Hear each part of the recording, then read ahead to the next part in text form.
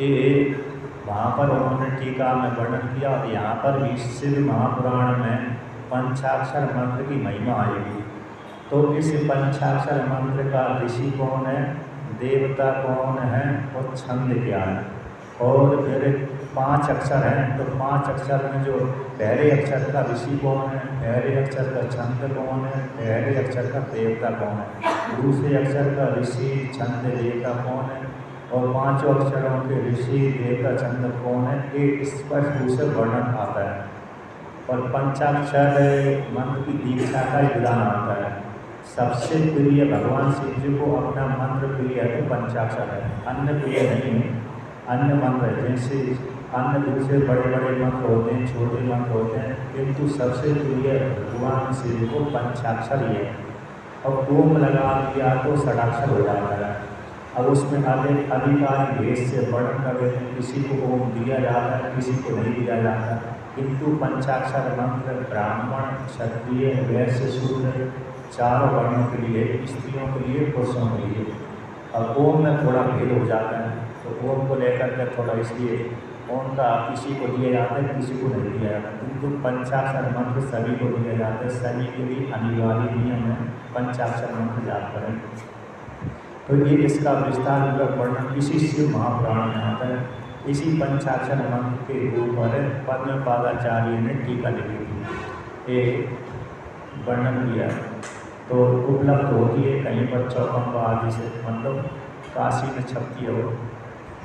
अब यहाँ पर एक प्रसंग चल रहा है महात्मा को लेकर के, चंचला को लेकर के। चंचला नाम की जो ब्राह्मणी थी, ब्राह्मण की पत्नी थी, तो वो संग के असर से गलत कार्य हो गया, और संयोगवश से जब गलत कार्य करने लगे तो अपने धर्म से भ्रष्ट हो गई। फिर वह कुछ काल व्यतीत हुआ, उसका पति मृत हो गया। मृत होने के पश्चात वह भी अपने परिवार के साथ रहती थी। तो किसी काल विशेष में पुण्य में दिन आया, अर्थात कोई तिथि ऐसी आई जिस उस तिथि को निमित्त बना करके परिवार वाले, गाँव वाले, ग्रामवासी तीर्थ क्षेत्रों में दर्शन करने के लिए, स्नान करने के लिए, दान पुण्य करने के लिए जाते हैं। तो कहते हैं वो भी अपने परिवारजनों के साथ तीर्थ क्षेत्र में गोकर्ण में गए। तो गोकर्ण में किसी तीर्थ क्षेत्र में स्नान किया। स्नान करने के पश्चात घूमने लगी। घूमते घूमते उसके किसी मंदिर को में देखा, शिव जी का मंदिर था, वहाँ पर देखा कथा चल रही है। तो कथा को सुनने लगी। तो सुनते सुनते प्रसंग वही आ गया जिस जो पाप कर्म उसने किया था, उस प्रसंग को सुनकर के वह दुखी हो गई। फिर बाद में ब्राह्मण देवता से प्रार्थना करी। ब्राह्मण देवता जब कथा समाप्त कर दी, उसी काल में सारे व्यक्ति को अपने अपने घर को चले गए। तो वह चंचला नाम की स्त्री ब्राह्मण देवता शरण में गई और कहने लगी, मैंने बहुत एक खराब कर्म कर लिए, काम से मोहित होकर के अब मेरा किस प्रकार से उद्धार होगा, आप मेरे ऊपर कृपा करिए, मेरा कल्याण करिए। मैं आप ही को गुरु मानती हूँ, आप ही मेरे गुरु हैं, आप ही मेरे पिता हैं, माता हैं। मैं आपको छोड़कर के किसी दूसरे को गुरु नहीं बनाना चाहती। आप मेरा उद्धार करिए, मेरे को नरक से उबारिए, ऐसे पापों से निवृत्त कर दीजिए। ऐसा ब्राह्मण देवता से प्रार्थना करिए। ब्राह्मण देवता ने भी उसकी प्रार्थना स्वीकार कर ली। ठीक है, तुम्हारे मन में वैराग्य उत्पन्न हो गया और विषयों से जो राग था वो भी निवृत्त हो गया। अब तुम भगवान शिव की शरण में जाइए और एक पंचाक्षर मंत्र का जाप करिए, और मैं तुमको शिव महापुराण की कथा श्रवण कराता हूँ।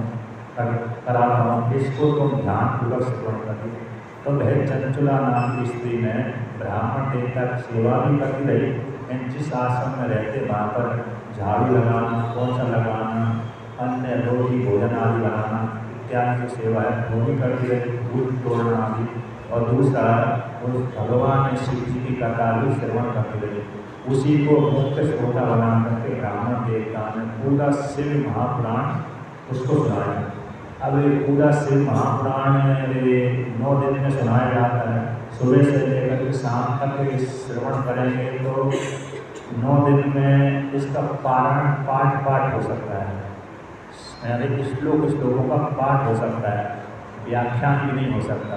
एक एक घंटे जैसे मैं सुना रहा हूँ, 1 साल तक मैं सुनाऊंगा तब पूरा होगा, अन्यथा नहीं हो। 1 साल से पहले भी नहीं हो सकता है। इतना 24,000 मंत्र है इस श्लोक इसमें, तो कहें कि 8 दिन में 9 दिन में पूरा हो जाए तो किसी काल में भी पूरा नहीं हो सकता। अतः 1 साल से 1 वर्ष से पहले ये पूरा नहीं हो सकता। 1 घंटे में 2 घंटे चलाएंगे तब भी आधा हो जाएगा, 3 घंटे चलाएंगे तब कम होगा। अतः 3 4 घंटे कथा श्रवण करेंगे ऐसा व्याख्यान पूर्वक, तब व्यक्ति को इस पूरा श्री महापुराण की कथा 5 महीने में सुन पाएगा पूरा, अन्यथा नहीं सुन पाएगा। इसलिए श्रीमद् भागवत महापुराण की कथा जो कहते हैं वो मात्र प्रसंग तो थोड़ा ही लेते हैं, मात्र पाठ से पूरी होती है। वो 7 दिन में पाठ पूरा कर लेते पूरी कथा हो जाती है, लेकिन वो भी कथा आप 4 महीना 5 महीना 6 महीना लगातार सुनेंगे, 3 घंटे 4 घंटे, तब वो पूरी होती है, अन्यथा नहीं होती। उसी प्रकार से इसने भी वहीं पर रहती रही तो 1 घंटा 2 घंटा 3 घंटा जो भी कथा सुनी होगी तो पूरी शिव महापुराण की कथा इसने श्रवण करी। उस श्रवण करने के पश्चात ऐसा नहीं, यहाँ पर हमने श्रवण कर लिया फिर उसकी उपेक्षा कर दी, मनन नहीं किया, विचार नहीं किया, ऐसी उसने उपेक्षा नहीं करी। तो फिर उसने जो आचार्य ने कथा श्रवण कराई उसी का वह मनन भी करती थी, निध्यासन भी करती थी। भागवत में आया है, श्रीमद् भागवत महापुराण के महात्म्य खंड में, फिर जब धुंधुकारी को तो मोक्ष की प्राप्ति हो गई तो वहाँ पर जो धुंधुकारी के साथ साथ ब्राह्मण क्षत्रिय वैश्य शूद्र 4 वर्णों के पुरुष और स्त्रियाँ कथा श्रवण कर रही थी, जीव आदि श्रवण कर रही थी, उनको मुक्ति की प्राप्ति क्यों नहीं हुई। ऐसे वहाँ पर एक गोकर्ण ने प्रश्न कर दिया, तो गोकर्ण के प्रश्न सुनकर के जो भगवान विष्णु के दूत थे वो कहने लगे, यद्यपि यहाँ पर जितने भी बैठे हुए हैं ब्राह्मण स्त्री पुरुष सबने कथा सुनी, जैसे धुंधुकारी ने कथा सुनी उसी प्रकार इन्होंने भी कथा सुनी, कथा तो सबने समान सुनी, किंतु धुंधुकारी ने विचार किया, मनन किया, निध्यासन किया, इसीलिए उसको शीघ्र फल की प्राप्ति हो गई। किंतु ये जो स्त्री पुरुष बैठे हुए हैं इन्होंने कथा तो श्रवण की है किंतु विचार नहीं किया, तो विचार न करने के कारण इनको शीघ्र फल की प्राप्ति नहीं हुई। यदि पुनः दोबारा की कथा श्रवण करें और फिर मनन करें, विचार करें तो शीघ्र इनको मोक्ष रूप फल की प्राप्ति सर्वगति हो जाएगी। हाँ, कथा श्रवण करने से पुण्य प्राप्त होगा किंतु विचार करने से शीघ्र लाभ हो जाएगा। जैसे हमने वेदांत श्रवण किया, वेदांत श्रवण करने के पश्चात यदि हमने उसका मनन नहीं किया, निधिध्यासन नहीं किया तो मोक्ष रूप फल है, आत्मा की प्राप्ति है, वो नहीं होने वाली। वो तो जब ही होगी मोक्ष रूप फल की प्राप्ति जब हम श्रवण करके उसका मनन करें, निधिध्यासन करें, इसलिए तभी मोक्ष रूप फल की प्राप्ति होती, नहीं तो श्रवण करने से पुण्य की प्राप्ति होती है। हाँ, किसी व्यक्ति को श्रवण करने से ज्ञान हो जाता है, वो किसको होता है, जो उत्तम अधिकारी आता, जिस किसी ने पूर्व जन्म में पुण्य कर्म बहुत किए थे उसी विषय का उसने श्रवण किया था, किंतु कोई कामना विशेष सहयोगी वो फिर पुनः प्रतियोग में जन्म ले लिया, स्त्री के रूप में पुरुष के रूप में पैदा हो गया। अब वह व्यक्ति किसी भी कथा का श्रवण करते हैं, पुराण का श्रवण करता है, वेदांत उपनिषद आदि का श्रवण करता है, श्रवण करते ही उसको ज्ञान हो जाता है, तो वो उत्तम अधिकारी कहलाता है। जैसे उपनिषदों में आता है कठोपनिषद में नचिकेता को लेकर के, नचिकेता को यमराज ने उपदेश किया, जो एक बार बोल देते थे तो नचिकेता उसी को धारण करके अपने गुरु को सुना देता था। जैसे आपने तुलसीदास भगवान के विषय में सुना होगा, तुलसीदास जी जिन गुरु से पढ़ते थे तो सुबह से लेकर शाम तक पढ़ते थे, तो आचार्य फिर उनसे बोलते थे सुनाओ, अगले दिन सुना, पूछते थे तो आचार्य को जो पहले दिन पढ़ा हुआ सुना देता था। ये तीव्र बुद्धि वालों का काम है। तो ऐसा उत्तम अधिकारी व्यक्ति को तो एक बार सुनने में ज्ञान हो जाता है, किंतु जो मध्यम अधिकारी का होता है उसको तो मनन और निध्यासन करना ही पड़ता है। इसलिए और वेदांत तो बार बार श्रवण करना पड़ता है, क्योंकि वेदांत में जो विषय है ब्रह्म बड़ा सूक्ष्म है, और वो विषय परमात्मा का नहीं है, वो विषय हमारा ही है। हर स्त्री का है, हर पुरुष का है, हर स्त्री हर पुरुष का वो स्वरूप है। उसके माध्यम से, वेदांत के माध्यम से, उपनिषद के माध्यम से उसको समझाया है। तो कहते हैं सुनहु ताते अजब कहानी, समझत जात न जाए बखानी। वहाँ पर तुलसीदास जी प्रश्न करते हैं कि हे तात सुनो अजब कहानी कहता हूँ, हे समझत जात न जाए बखानी। समझ तो सकते हैं किंतु बखान नहीं कर सकते। क्यों नहीं बखान कर सकते? क्योंकि है ब्रह्म रूप आत्मा, हमारी जो आत्मा है मन वाणी का विषय नहीं बनती बल्कि समझी जाती है। तो वो कहानी किसकी है? दूसरे किसी की नहीं है बल्कि हमारी है। अगर हम स्त्री को सौंपी है कहानी, उसको समझा जा सकता है। तो वह भी बड़ी पूर्ण रहस्य वाली है। अगर हमारी उसमें निष्ठा नहीं है तो फिर उसका शीघ्र लाभ नहीं होगा। निष्ठा है तो हमको शीघ्र लाभ हो जाएगा।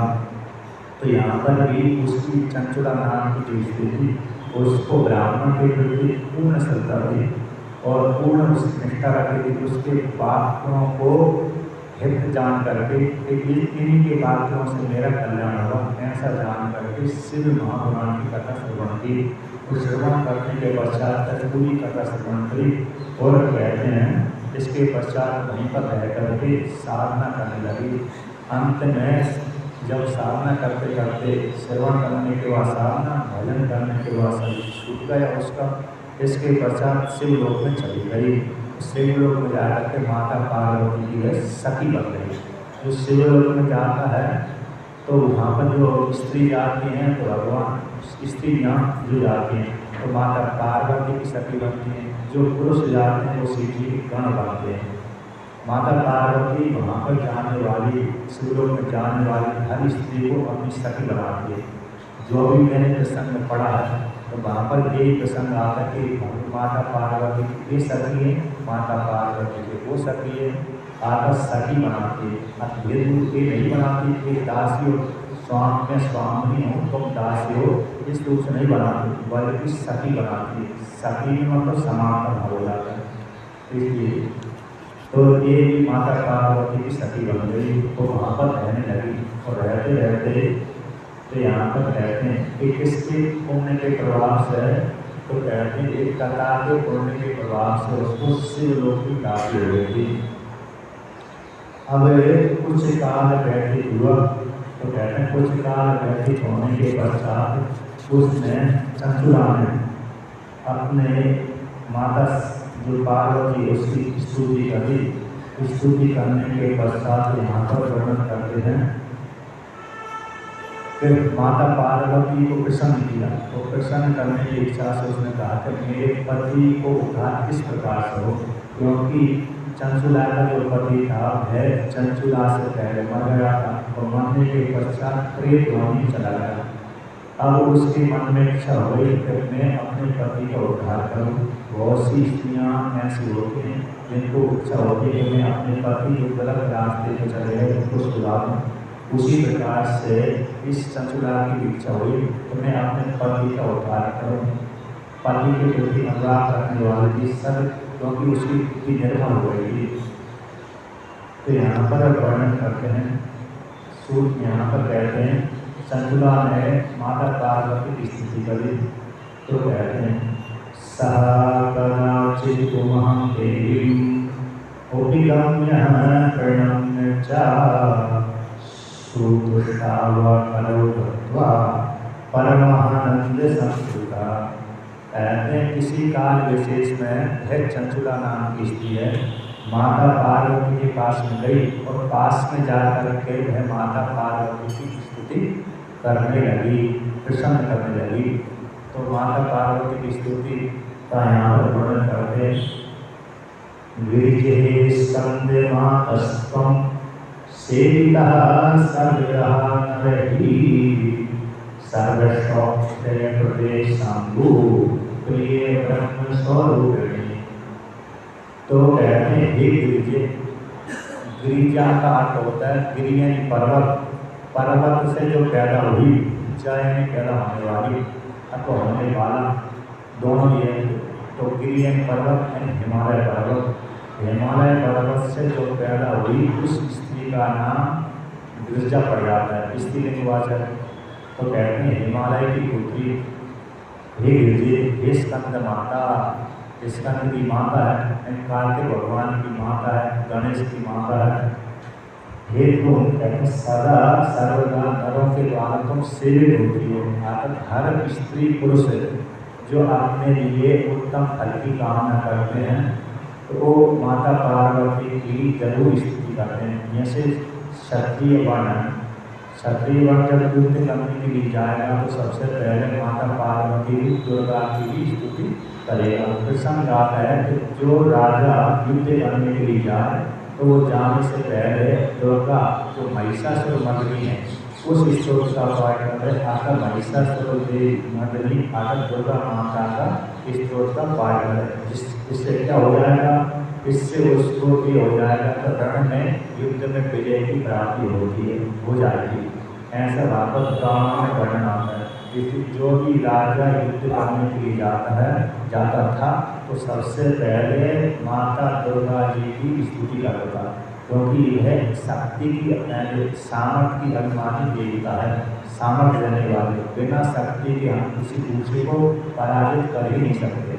हमें यदि शक्ति है तभी हम दूसरे को पराजित कर सकते हैं, यदि हमें शक्ति नहीं है तो दूसरे को हम पराजित कर ही नहीं सकते। इसकी शक्ति की अभिमानी देवता माता पार्वती दुर्गा है, इसलिए दुर्गा की ही उपासना की जाती है। दुर्गा दुर्गति नाशिनी, दुर्गा जो है दुर्गति को नाश करने वाली है, संकटों को नष्ट करने वाली है, नाश करने वाली है। तो इस प्रकार से कहते हैं ब्रह्म स्वरूपिणी। और जो माता पार्वती कैसी ब्रह्म स्वरूपिणी है, इससे माता पार्वती को ब्रह्म विद्या बोलते हैं। आपने ओमकार शब्द सुना होगा, तो ओमकार में 3 शब्द होते हैं, अकार, उकार और मकार।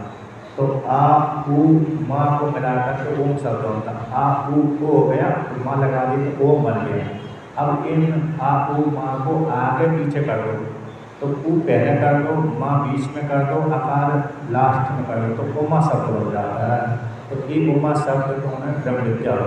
पुनः फिर तोड़ दो, आ उ माँ आ को पुनः तोड़ दो, तो आ को पहले लगा दो, उ को बीच में रख दो, माँ को अंतिम करके ओम शब्द बन गया।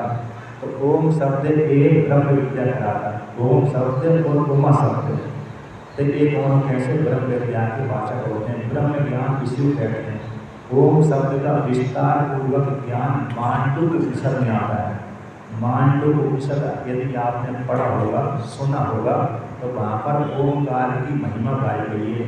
यहाँ भी गाई, लेकिन वहाँ पर विशेष रूप से गाई गई है कि ओमकार में परमात्मा ही है।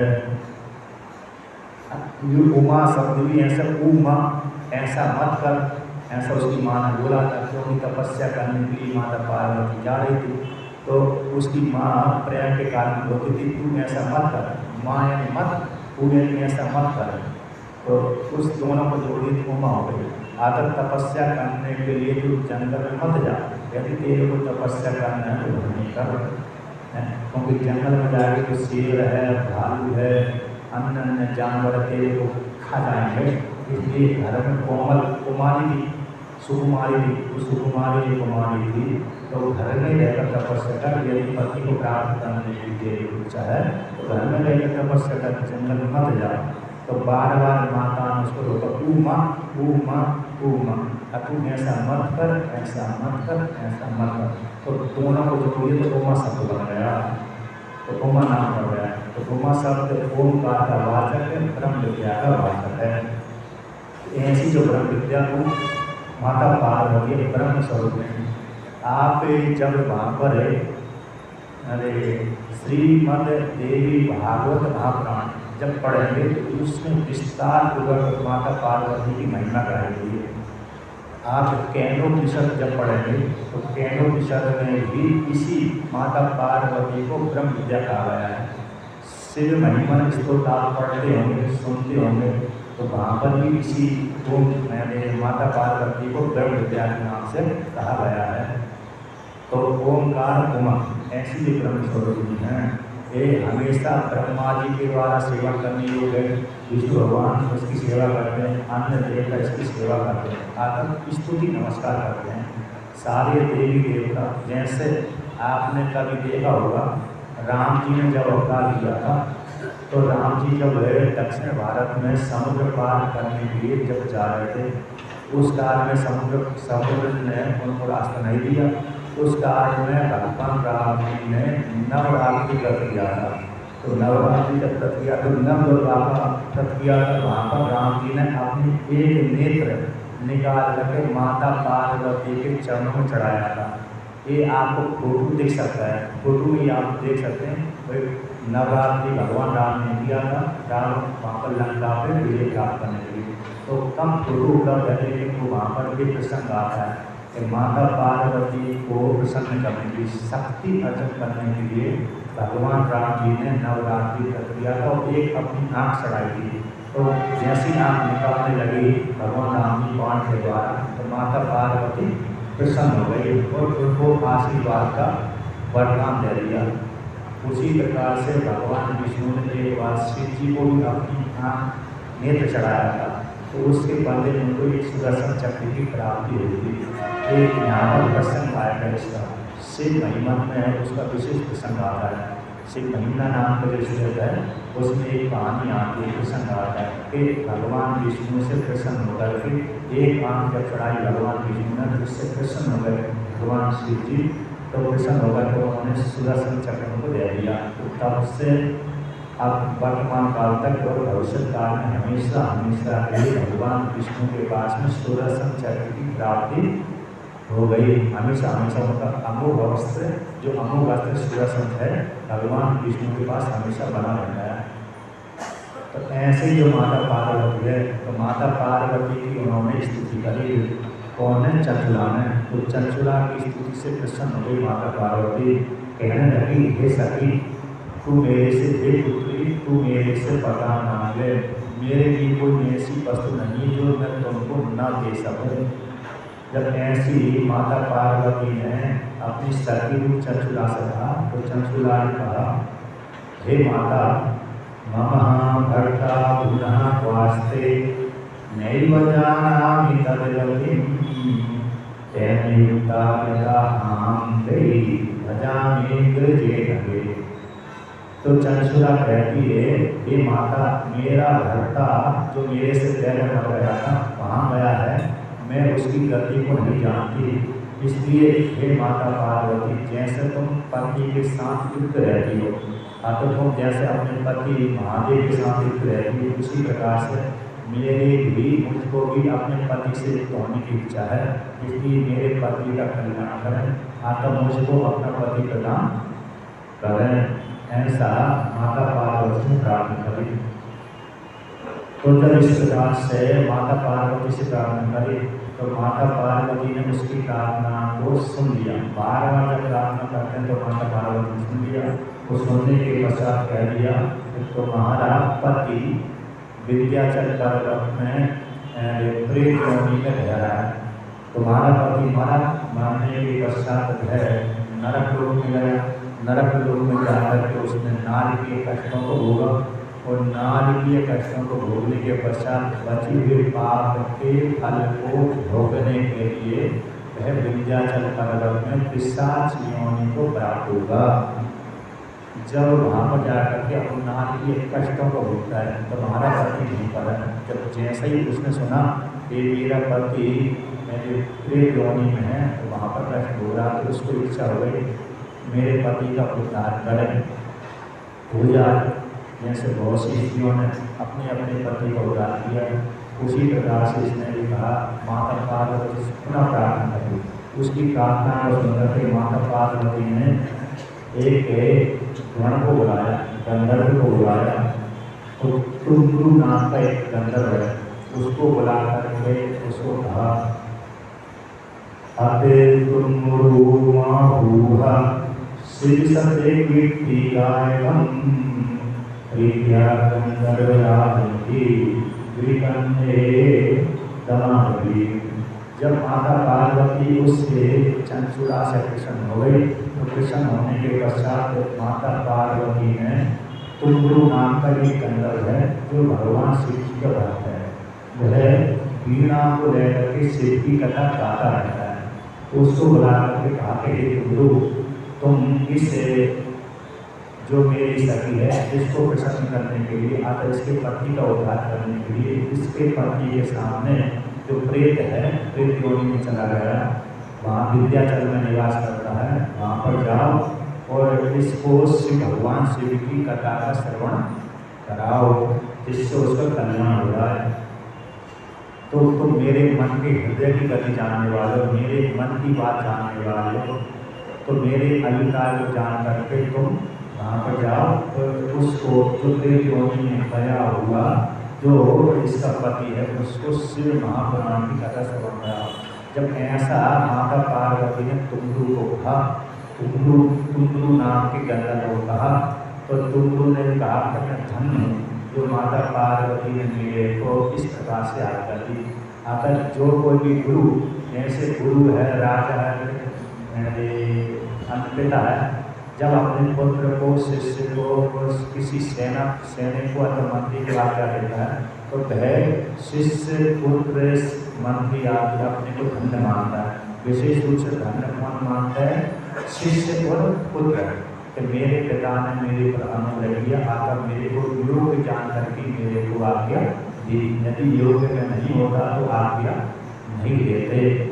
इसलिए उस तुम्बरू ने कहा कि मैं बड़ा धन्य हूँ जो माता पार्वती ने मुझको भी आज्ञा प्रदान करी। तो माता पार्वती की प्रसन्नता के लिए अपने को धन्य मानते हुए, अपने भाग्य की सराहना करते हुए वह तुम्बरू वहाँ पर चला गया, जहाँ पर विंध्याचल पर्वत था, जहाँ पर भूत निवास करता था। तो वह चंचुला को साथ ले करके युद्धुक नाम का जो ब्राह्मण था, जो प्रेत योनि में चला गया था, उसको कथा सुनाने के लिए विंध्याचल पर्वत में चला गया। और पर्वत में जाकर के कहते हैं जहाँ पर उस प्रेत था, तो प्रेत जैसे था उसको पकड़ लिया। यदि प्रेत को पकड़ना मुश्किल हो जाती तो ये देवता है, देवताओं में सब सामर्थ होती है, सूक्ष्म से सूक्ष्म वस्तु को पकड़ने की सामर्थ होती है, स्थूल से स्थूल पकड़ने की सामर्थ होती है। ये तो प्रेत अल्प शक्ति वाला होता है, तो देवता कैसे होते हैं? अपार शक्ति वाले होते हैं। तो तुम्बरू ने उसको पास से पकड़ लिया, तो पास से पकड़ करके वहाँ पर एक कथा सुनाने लगे। तो कहते हैं उसको एक जगह जहाँ पर वर्णन आता है वहीं पर एक शुभ स्थान देखा, जैसे राम धाम के आश्रम में शुभ स्थान है, उसी प्रकार से विंध्याचल पर्वत में एक शुभ स्थान देखा, मंडप बनाया। मंडप बनाने के पश्चात वह कथा आरंभ करने लगे। जैसे ही कथा आरंभ करने लगे शिव पुराण की, उसी समय पूरे भारत में, पूरे ब्रह्मांड में, तीनों लोगों में एक कोलाहल मच गया। तुम्बरू नाम का एक गंधर्व है, भगवान शिव की संबंधी कथा, शिव महापुराण की कथा श्रवण कराने जा रहे हैं। इसके लिए प्रेत को श्रवण कराने के लिए जा रहे हैं, अतः प्रेत का उद्धार करने के लिए शिव महापुराण की कथा का आयोजन करने जा रहे हैं। ऐसा कोलाहल होते ही सारे स्त्री पुरुष, देवता, ऋषि, गंधर्व उस शिव महापुराण की कथा श्रवण करने के लिए उस विंध्याचल पर्वत पर आ गए।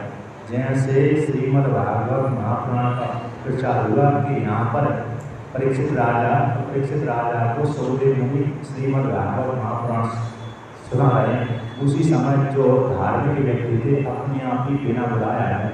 उसी प्रकार से यहाँ पर भी जैसे ही मालूम पड़ा ऋषि मुनियों को और जिनको धार्मिक वाले व्यक्तियों को श्री महापुराण की कथा आरंभ हो गई है, वो प्रेत योनि से छुटकारा पाने के लिए तुम्बरू नाम के गंधर्व कथा सुना रहे हैं। इतना सुनते ही सारे स्त्री को सुनाने लगे। तो वहाँ पर यथायोग स्थान पर जैसे जैसे जिसका स्थान था उसी के अनुसार बैठ गए। लेकिन जैसे आप बैठते हैं उसी प्रकार से वो भी बैठ गए। और इस ऐसे स्थान पर बैठे थे वक्ता की दृष्टि श्रोता के ऊपर जा रही, श्रोता की दृष्टि वक्ता के मुखारबिंद पर जा रहे। ऐसे स्थान पर बैठ करके शिव महापुराण की कथा श्रवण करने लगे। तो आगे वर्णन करते हैं। तो यहाँ पर वर्णन करते हैं, कहते हैं इति कोलाहलो जाता सर्वलोकेषु वै महान् तत्र तत्समाकारे युवदेवसलोकम्। जब कोलाहल हो गया सारे लोगों में, तो कहते उस शिव महापुराण की कथा को श्रवण करने के लिए देवता है, ऋषि है, मुनि है, सारे आ गए। इसके बाद भगवान है जो गुरु हैं शिव पुराण की कथा कहने के लिए आरंभ कर दिया। आता वो इस पिशाच को अपने सामने बिठा दिया, वो सामने बिठा करके कथा कहने लगे तुम रूप से, मतलब बल्ली से, यानी गान करते हुए कथा कहने लगे। तो कहते हैं पिशाचातम पासे बत्वा समूह बेसचा तुम बल्ली हस्तो जलो गौरी पदे कथा। तो वह पिशाच को तो पास से बांध करके अपने सामने बिठा दिया। सामने बिठा करके भगवान ये जो हैं बल्ले की को हाथ में लेकर के, आता बीणा को हाथ में लेकर के, जो माता सरस्वती के हाथ में रहती उसको बल्ले की नाम भी बोलते हैं, बीणा भी बोलते हैं। बीणा को हाथ में लेकर के शिव महापुराण की कथा कहने लगे। वो श्लोक बंद गाते थे, श्लोक बंद पहले भी व्यक्ति संस्कृत पढ़े लेते थे, तो जैसा जैसा श्लोक बोलते थे उसी प्रकार से उनको अर्थ लगता रहता था। संस्कृत में प्रयोग करते थे। अभी संस्कृत में पढ़ना बंद हो गया तो संस्कृत जल्दी समझ में नहीं आता, इसलिए व्याख्यान करना पड़ती है। पहले के लोग आप संस्कृत पढ़ते थे तो एक श्लोक बोला उसी का तात्पर्य उनके मन में बैठ जा रहा था, और जहाँ पर समझ में नहीं आया वो श्लोक तो फिर वक्ता से पूछ लेते थे। जैसे प्रश्नोत्तर चलता है तो वहाँ पर मालूम पड़ता है कि वक्ता श्रोता सुनने वाले हैं, वक्ता भी समझा रहा है कि नहीं, तो प्रश्नोत्तर से अच्छा रहता है। जैसे राजा परीक्षित भी यहाँ पर संशय को होता था, वहाँ पर सुखदेव मुनि से प्रश्न करते थे, तो प्रश्नोत्तर के माध्यम से संवाद बढ़ता रहता है। अर्थात सुनने वाले को सुनाने वाले को दोनों को अच्छा लगता है। जैसे गीता आपने सुनी होगी, पढ़ते हैं तो कुछ प्रश्न आगे करते हैं, उत्तर भगवान देते हैं, और जब तक प्रश्न पूर्व पक्षी बनकर गया तो प्रश्न नहीं करेगा तब तक उत्तर भी मन में सूझता नहीं है। उत्तर भी तभी आएगा जब व्यक्ति प्रश्न करेगा। तो बिना संशय का वो संशय नहीं है, प्रश्न नहीं बना तो समाधान भी नहीं मिलता, उत्तर भी नहीं आता। इसलिए बीच बीच में प्रश्न भी करते रहना चाहिए। तो यहाँ पर कहते हैं जैसे गुरु को पास में बांध करके भगवान मतलब प्रेत को पास में बांध करके दोनों ने हाथ में लीला लेकर के भगवान शिव की जो कथा है गौरी के जो पति हैं, माता पार्वती की जो पति हैं, उनकी कथा कहने लगे। आरभ्य संहिता माध्यम सप्तमी संहितावती स्पष्टम शिव पुराण की समान समात्म्यम समाभवत। कहते हैं आदि महात्म्य के सहित जो 7 संहिता हैं, विश्वेश्वर संहिता, विद्येश्वर संहिता, उपमा संहिता, रुद्र संहिता, वायु संहिता इत्यादि जो 7 संहिता हैं, पूरी महात्म्य को लेकर 7 संहिता का पाठ किया। अतः 24,000 श्लोकों का पाठ किया। यद्यपि है जो पुराण है 1 लाख श्लोकों का है, भगवान श्री जी ने जो गाया, किंतु कलयुग में भगवान व्यास जी ने देखा कि बुद्धि कमजोर है, समय कम है और धैर्य कम है लोगों में, तो उन्होंने भगवान व्यास जी ने इसको 24,000 श्लोकों में अंतर्भूत कर दिया, कम कर दिया, संक्षेप से कर दिया। नहीं तो इसके श्लोक 1 लाख थे, इसलिए तो 7 संहिताओं में बांट दिया। तो पहले इसमें 12 संहिताएँ थी, तो 12 संहिताओं को भी 7 संहिताओं में अंतर्भूत कर दिया। जैसे 3 प्रकार की एषणा होती हैं, घोषी एषणा होती हैं, घोषी एषणाओं को 3 एषणा में अंतर्भूत कर देते हैं। लोकेषणा, पुत्रेषणा, वित्तेषणा। सबसे पहले आती है पुत्रेषणा। तो पुत्र जिसको प्राप्त करने की इच्छा है तो वह व्यक्ति पत्नी का संग्रह करेगा, यानी किसी स्त्री से बालिका से विवाह करेगा तो बालिका भी स्त्री का रूप हो जाएगी।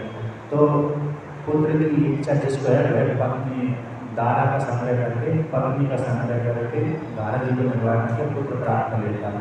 तो पुत्र आ गया, पत्नी आ गई, तो फिर पुत्र के बाद फिर धन की इच्छा होती है, क्योंकि जिसके पास में पत्नी है, पुत्र है, तो वो धन कमाने के लिए लालच जरूर होता है। नहीं मैंने विवाह किया और कमाया नहीं, तो फिर अपनी पत्नी को पुत्र को खिलाऊंगा तो क्या खिलाऊंगा, तो मजबूरी में उसको धन कमाना ही पड़ता है। नहीं कमाएगा तो पत्नी भी ताना मारेगी, अन्य भी ताना मारेंगे।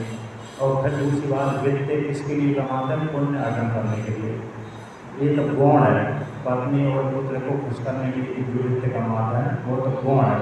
मुख्य तो है तो धन के माध्यम से व्यक्ति पुण्य कर्म करेगा। तो दूसरी हुई वित्त की कामना, तीसरी हो गई लोकेषणा। तो लोकेषणा लोक संबंधी है, आदत मेरी जय जयकार हो ख्याति पहले। तो इस प्रकार से तीन जो ऐषणा होती हैं, तो तीन ऐषणाओं को ही दो ऐषणाओं में अंतर्भूत कर देते हैं, सात ऐषणा साधन ऐषणा। तो इस प्रकार से दो ऐषणा अंतर्भूत कर देते हैं। तो यहाँ पर भी 12 संहिताओं को 7 संहिताओं में अंतर्भूत कर दिया। तो इस प्रकार से गुरु ने इनको इसको प्रेत को, जो बिल्कुल नामक है ब्राह्मण प्रेत बन गया था, उसको क्या किया, शिव महापुराण की कथा श्रवण कराई। और फिर शिव महापुराण की कथा अन्य ऋषियों ने किया। तो प्रेत योनि जैसी उसने शिव महापुराण की कथा श्रवण करी, तो श्रवण करने के प्रभाव से शिव महापुराण की कथा के श्रवण करने के प्रभाव से उसको प्रेत योनि की निवृत्ति हो गई, प्रेत से छुटकारा हो गया। फिर गई दिव्य शरीर धारण करके शिवलोक में चला गया। उस शिवलोक में जाकर के भगवान शिव जी के सामने पहुँच गया, और भगवान शिव जी ने उसके ऊपर कृपा दृष्टि से देखा। वो फिर गए अपनी पत्नी के साथ, माता पार्वती में उस जो तुंगु जो था बिल्लु नाम का ब्राह्मण जो प्रेत बन गया था, वह तो शिव जी का ग्रहण हो गया। और उसकी जो पत्नी है माता पार्वती की सखी बन गई, जिसका नाम चंचला था। तो दोनों ही शिवलोक में शिव महापुराण की कथा के श्रवण के माध्यम से आकर शिवलोक को प्राप्त हो गए। वो प्राप्त होकर के शिवलोक को प्राप्त होकर के उनको वहाँ पर अनंत काल की सुख की प्राप्ति हुई। तो शिव महापुराण से भूत प्रेतों की निवृत्ति होती है, बड़े पापों से निवृत्त हो जाते हैं। यहाँ पर वर्णन किया, जिस किसी स्त्री का बच्चा गिर जाता है, प्रसव गिर जाता है, प्रसव होता है मतलब होता है वो गर्भवती होती है, किंतु गर्भ ठहरता नहीं, जिसको काकवल्य बोलते हैं। 5 महीने का गर्भ हो गया तो गिर गया, तो उसकी संख्या हो जाती काकवल्य। ऐसी स्त्री शिव महापुराण का कथा श्रवण करे तो उसका गर्भ आगे गिरता नहीं है। जिसका बच्चा आगे नहीं होता वो भी शिव महापुराण का कथा श्रवण करे निष्ठापूर्वक, तो उसको एक बच्चे संतान की प्राप्ति हो जाती है। और जिन्होंने बड़े बड़े भयंकर पाप कर दिए, ऐसे व्यक्ति यदि शिव महापुराण की कथा श्रवण करें तो पापों से निवृत्ति हो जाती है। और जो भूत प्रेत की स्पष्ट यहाँ पर वर्णन कर दिया, जो भूत प्रेत से निवृत्ति दिला देता है, ऐसा शिव पुराण की कथा अपने जो पितरगण हैं, यदि पितरगण भूत प्रेत योनि में चले गए, आकर जिसकी अकाल मृत्यु हो गई, तो अकाल मृत्यु से मरने वाला व्यक्ति प्राय करके प्रेत योनि को चला जाता है। तो ऐसे व्यक्ति को यदि शिव महापुराण की कथा श्रवण करा, उनको निमित्त बना करके शिव महापुराण की कथा श्रवण करा, तो उससे प्रेत योनि से उसकी छुटकारा हो जाता है, छुटकारा हो जाता है। आकर फिर भी दिव्य शरीर धारण करके हमारे ऊपर उसके पुत्रों के ऊपर कृपा करने लगता है। तो ये शिव महापुराण कैसा है, बड़े बड़े पापों को नष्ट करने वाला, शिव की भक्ति बढ़ाने वाला, मोक्ष फल को देने वाला, 4 पुरुषार्थों को देने वाला है। धर्म अर्थ काम मोक्ष, ये 4 पुरुषार्थ होते हैं। इन चारों पुरुषार्थों को देने वाला है। अच्छा, सबसे पहले कहीं भी आपने देखा होगा 4 पुरुषार्थों में तो धर्म ही सबसे पहले आता है। धर्म के बाद ही अर्थ काम आते हैं। पहले ऐसा नहीं देखा होगा, आपने सुना होगा, किसी भी श्लोक में ऐसा नहीं सुना होगा कि पहले काम आ जाए, फिर अर्थ आ जाए, फिर बाद में धर्म आए। ऐसा कहीं भी श्लोक में नहीं देखते, बल्कि जब भी देखते हैं सबसे पहले धर्म ही शब्द का प्रयोग करेंगे। क्योंकि व्यक्ति धर्म से युक्त होकर के धन कमाएगा, काम करेगा तो वो सुखी हो जाएगा। यदि धर्म को जिस व्यक्ति ने पूर्ण कर दिया, आत्म को प्रधानता दे दी तो वह व्यक्ति जल्दी भटकने की ओर चला जाता है, अतः नष्ट भ्रष्ट हो जाने की ओर चला जाता है। किंतु जो व्यक्ति धर्म को आधार बना करके धन कमाता है, कामना यानी अपनी इच्छा की पूर्ति करता है, तो ऐसे व्यक्ति को सुख की प्राप्ति होती है, दुख की प्राप्ति नहीं हो पाती। किंतु जिसने धर्म को गौण कर दिया, अर्थ की प्रधानता दे दी, ऐसे व्यक्ति दुखी हो जाते हैं प्राय करके। इस प्रकार से ये जो पुराण है, शिव महापुराण है, चारों पुरुषार्थों को देने वाला, विशेष रूप से तो सारे पुराणों का तात्पर्य है मोक्ष रूप फल को देना। भगवान शिव की कृपा से, विष्णु भगवान की कृपा से, अन्य की कृपा से, पुराण के माध्यम से, कहानी के माध्यम से, उपासना के माध्यम से, कर्मकांड के माध्यम से मोक्ष रूप फल को देना। अतः जीवात्मा का क्या स्वरूप है? जीवात्मा परमात्मा से भिन्न है अथवा अभिन्न है। इस स्वरूप का बोध ये सारे वेद पुराण उपनिषद आदि बताते हैं। सर्वे वेदा यत् पदम आमन्ति, सारे वेद उसी पद को कहते हैं। इस पद वो ब्रह्म पद है, वो हमारा स्वरूप है। वो स्वरूप हमारा कहाँ है? हमारे हृदय में बैठा हुआ है। हम ही वो परब्रह्म परमात्मा है, हमसे भिन्न कोई दूसरा नहीं। ना तो मैं स्त्री हूँ और ना मैं पुरुष हूँ, ना मैं बालक हूँ ना मैं बालिका हूँ, न करता हूँ न भोगता हूँ, न मैं जन्मने वाला हूँ न मरने वाला हूँ। तो फिर मैं कौन हूँ? निर्गुण निराकार निर्भव असंग कूटस्थ पर ब्रह्म परमात्मा मैं ही हूँ। इस प्रकार से सारे पुराण, सारे उपनिषद, सारे वेद, सारा कर्मकांड ईश्वर के इसी तत्व को बोध कराती हैं। बीच के अकेले विवाह के लिए कह देती हैं सूर्य किस प्रकार से विवाह करो, किंतु मुख्य लक्ष्य तो ये है, मुख्य तात्पर्य ये है पुराणों का उपनिषदों का कि परमात्मा को जानना, यानी अपने आप को जानना। तो मैं कौन हूँ? ब्रह्म हूँ, इस प्रकार से जानना चाहिए। श्रुति कहती है हम ब्रह्मास्मि अयम आत्मा ब्रह्म तज्ञानम ब्रह्म तत्त्वमसि। ये जो चार महावाक्य इनके माध्यम से जीव का स्वरूप का बोध कराया जाता है कि जीव परमात्मा है, परमात्मा से भिन्न जीव नहीं। ब्रह्म सत्यम जगन मिथ्या जीवो ब्रह्मैव न परा। ब्रह्म ही सत्य, जगत तो मिथ्या है और जीव ही परमात्मा है, कोई दूसरा परमात्मा नहीं है। जैसे साँय सो जाते हैं, उस काल में स्वप्न अवस्था में आप जगत देखते हैं तो जगने के बाद मिथ्या हो जाता है। स्वप्न काल में तो सत्य दिखता है जगत, किंतु जैसी जागृत अवस्था में आता है उसी काल में जगत मिथ्या सिद्ध हो जाता है, अपने आप ही मिथ्या हो जाता है। उसी प्रकार से जो हम देख रहे हैं, सुन रहे हैं, खा रहे हैं, पी रहे हैं, ये बड़ा स्वप्न है। क्योंकि बड़ा स्वप्न इसलिए अभी हम आत्मा में जागे नहीं हैं। जिस काल में हम जाग जाएंगे उसी काल में ये जगत हमको स्वप्न के समान स्पष्ट रूप से मिलता दिखने लगेगा, किंतु ये दिखने के लिए हमको वेदांत चिंतन करना पड़ेगा। ऐसी दृढ़ भावना करते करते वो सिद्ध हो जाता है, अपने आप ही दिख जाते हैं हाँ ये जगत मिथ्या ही है। और आप जानते हैं जिस घर को हमने बनाया था वो 100 साल के बाद नष्ट हो जाता है, इसलिए मिथ्या है। तो जो उत्पन्न होता है वो मरता है, जो मरता है वो उत्पन्न होता है। इसलिए आत्मा ना उत्पन्न होकर न मरती है, वो असंग है। इस प्रकार से आज की कथा पूर्ण हुई।